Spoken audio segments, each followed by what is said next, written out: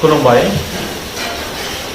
दिनै आं गुनेश्वर मोसाहारि सारनि बागै फंनैसो बिबुंथि लाखिनो सानदों। गसाइगाव बल्लमगुरि गामियाव इंराजि 18 एप्रिल 1947 मायथाइयाव जोनोम मोनदोंमोन बिथाङा। बिफानि मुङा आंगाराम मोसाहारि, बिमानि मुङा गणश्री मोसाहारि। गुनेश्वर मोसाहारि बिथांजों आङो 14 बोसोर समसिम खामानि मावनो मोनदों। आंनि नोजोराव गुनेश्वर मोसाहारि बिथाङा सासे लिबारेल माइन्डनि मानसिमोन, अनसुला गोसोनि मानसिमोन, मोजांखौ मोजां मोनग्रा, गाज्रिखौबो मोजां रावजों बुजायनानै, मोजां बोसोनजों बुजायनानै मोजां खालामग्रा। बिथांजों आङो जेब्ला 14 बोसोर खामानि मावदोंमोन अब्ला माखासे गुनफोरखौ आङो बिथांनियाव नुनो मोनदोंमोन। 1995 मायथाइयाव बिथाङा गसाइगाव B.Ed कलेजखौ गायसनदों। B.Ed कलेज गायसननाय समाव थाखा फैसानि जेंना दङमोन, नाथाय समाजनि मोनसे गिदिर थांखिनि थाखाय गावनिफ्रायनो थाखा फैसाखौ बाहायनानै गसाइगाव B.Ed कलेजखौ गायसनदों। माब्लाबा गुवाहाटीयाव थांनाय, माब्लाबा निउ दिल्ली, माब्लाबा भुबनेश्वराव थांनाय, बेफोरनि जि खरस बेखौ गावनि पकेटनिफ्रायनो बिथाङा होथ'दोंमोन।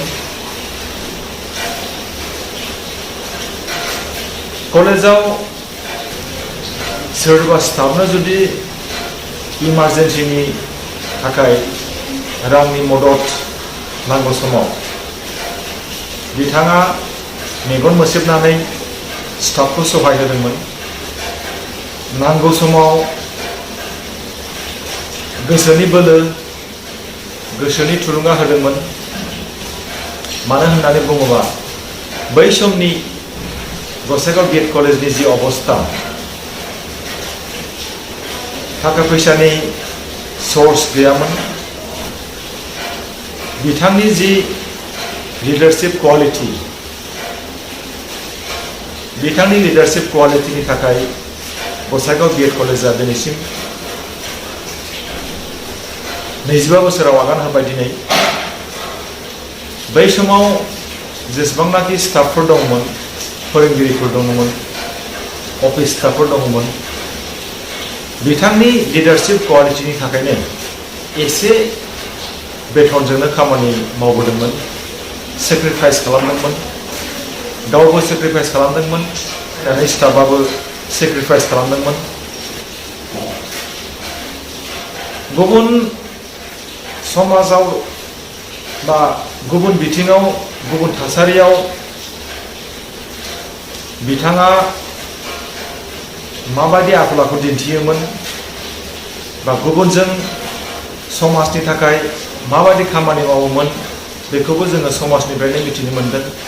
बिथाङा सासे लिबारेल गोसोनि मानसिमोन होननानै। नैथियाव आं बुंगोन जे गुनेश्वर मोसाहारि सार बिथाङा सासे नंगुबै, सासे मेंनो रोङै एकाडेमिशियान। बिथांनि जि खामानि मावनाय, बिथांनि जि एक्सपिरियेन्स, बेखौ जोङो मिथिनानै लानि। 1970 मायथाइयाव बिथाङा गसाइगाव हायार सेकेन्डारियाव फार्स्ट एसिस्टेन्ट टिचार हिसाबै खामानि मावजेनदोंमोन। 1988 मायथाइनिफ्राय 1993 मायथाइसिम गसाइगाव कलेजाव बर'नि लेक्चारार जादोंमोन, बर' साबजेक्टनि। आरो 1990 मायथाइनिफ्राय रिटायार्ड जाजासिम थामहिनबा 2006 मायथाइसिम सिनियर लेक्चारार क'क्राझार दाइकनि सिनियर लेक्चारार हिसाबै बिथाङा खामानि मावदोंमोन। बिनिफ्राय 1995 मायथाइनिफ्राय 2000 मायथाइसिम गसाइगाव B.Ed कलेजनि प्रिन्सिपाल, 2002 मायथाइनिफ्राय 2005 मायथाइसिम आरोबाव गसाइगाव B.Ed कलेजनि प्रिन्सिपाल हिसाबै बिथाङा खामानि मावबोदों। बिथाङा गोबाव सम सोलोंथाइ बिथिङाव खामानि मावबोदोंमोन आरो बिथाङाव थोजासे गियान दंमोन। बबे थासारिखौ माबायदि मेनेज खालामनांगौ, बबे थासारियाव माबायदि गोरोबनांगौ सोलोंथाइ बिथिङाव, बिथाङा निजे बेफोर गोरोबनानै थानायनि मेनेजमेन्टनि जि सोलो बेफोरखौ मिथिखागौमोन आरो गसाइगाव B.Ed कलेजाव जेब्लानाखि प्रिन्सिपाल जायोमोन गोबाव समसिम बिथाङा गावनो क्लासबो लायोमोन। जों बुंनो हागौ बिथांनि गोबाव समनि जि टिचिं लाइनाव जि एक्सपिरियेन्स, एसिस्टेन्ट टिचार जानाय, लेक्चारार जानाय, प्रिन्सिपाल जानाय, बेफोरबायदि गोबाव समनि एक्सपिरियेन्सआ बिथांखौ सासे मोजां मेंनो रोङै एकाडेमिशियान हिसाबै गायसनलांदों। आङो बुंबावगोन गनेश्वर मोसाहारि बिथाङा सासे नंगुबै थुनलाइ सिबियारि। बिथांनि थुनलाइ सोरजिनायफोरनि बागै एसे मिथिनि। बिथाङा गासै 5 गां खन्थाइ सुजुदोंमोन। इंराजि 1983 मायथाइयाव हा फिसा हौवा होननाय खन्थाइ, 1983 मायथाइयाव फेरेंगा दाउ, 2007 मायथाइयाव जापानी खन्थाइ, 2010 मायथाइयाव बर' खन्थाइ आरो 2010 मायथाइयावनो मोनदांथि होननाय खन्थाइ बिथाङा सुजुदों। बेनिफ्राय बिथाङा आरो 6 गां रायथाइबो लिरदों। बेनो जाहैबाय थुनलाइ बिजिरनाय 1993 मायथाइयाव, थुनलाइ सावराय बिबुं 2008 मायथाइयाव, थुनलाइ बिद्दा आरो गहेमा बिदै 2008 मायथाइयाव, 2008 मायथाइयावनो दायना होननाय मोनसे सुंद' सल' बिथाङा लिरदों आरो 2011 मायथाइयाव मेथड अफ टिचिं बड' बेनि सायावबो बिथाङा बिजाब लिरदों। 2015 मायथाइयाव मेथड अफ टिचिं बर'खौ बिथाङा गोदान इडिसन महरै फोसावनो हादों। 2012 मायथाइयाव बान्दि होननाय सल' बिथाङा लिरदों। बेनि अनगायैबो बिथाङा गोबां लिरबिदां लिरदों आरो जोङो मख'नो गोनां बाथ्राया बेनोबाव बिथाङा असमियानिबो लिरदों, बर'निबो लिरदों। असमिया रावनि जौगानाय फोथाराव बिथांनि बिहोमाखौ जों नेवसिनो हाया।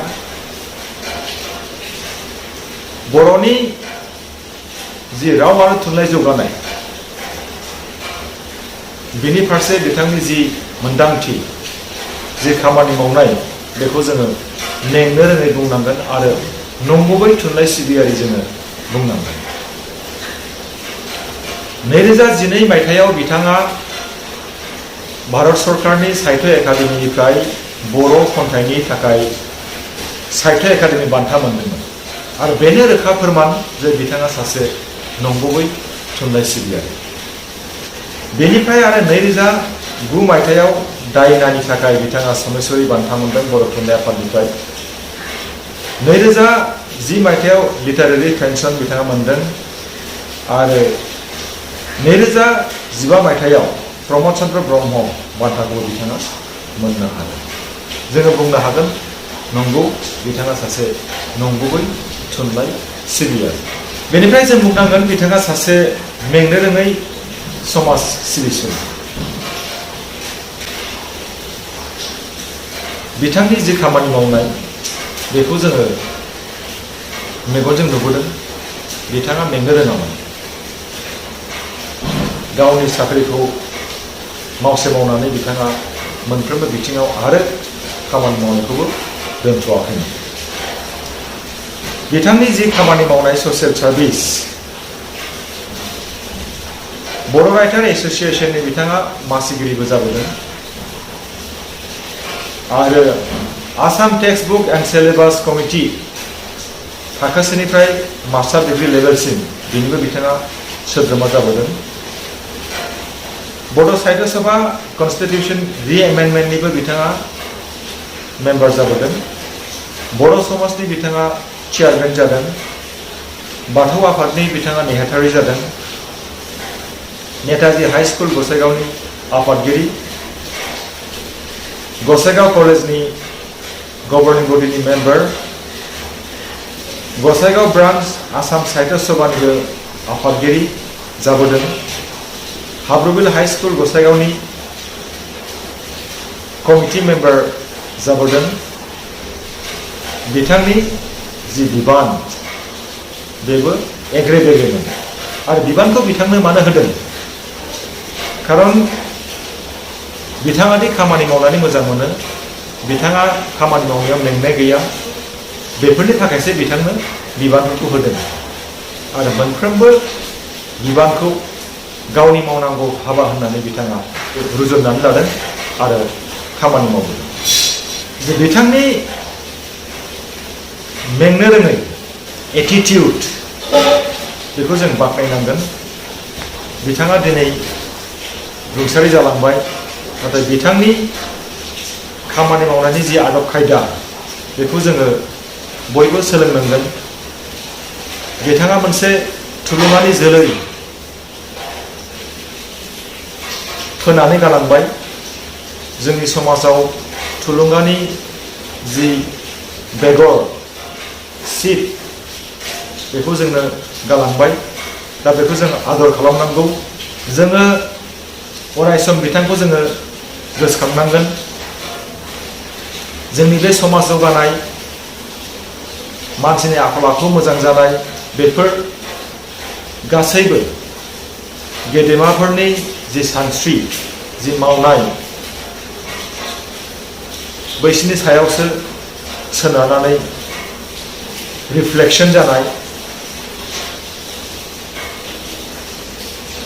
रुंसारि जालांनाय गेदेमाफोरनि सानस्रि बेखौ नायनानै जों दिनै गावखौनो मोजां खालामनो सानदों, समाजखौ जों मोजां खालामनो सानदों आरो जोंनि बे सोलायनाय, जोंनि बे जौगानाय बेफोर गासैबो मोनसे नकल, गेदेमाफोरखौ जोङो नकल खालामनानै जों सोलोङो। दिनै आङो देरगानाय मोनदों जे गुनेश्वर मोसाहारि सारनि जे गायसनलांनाय गसाइगाव बिएड कलेज, बेयाव आङो 2005 मायथाइनिफ्राय दासिम प्रिन्सिपाल महरै खामानि मावबोनो मोनदों।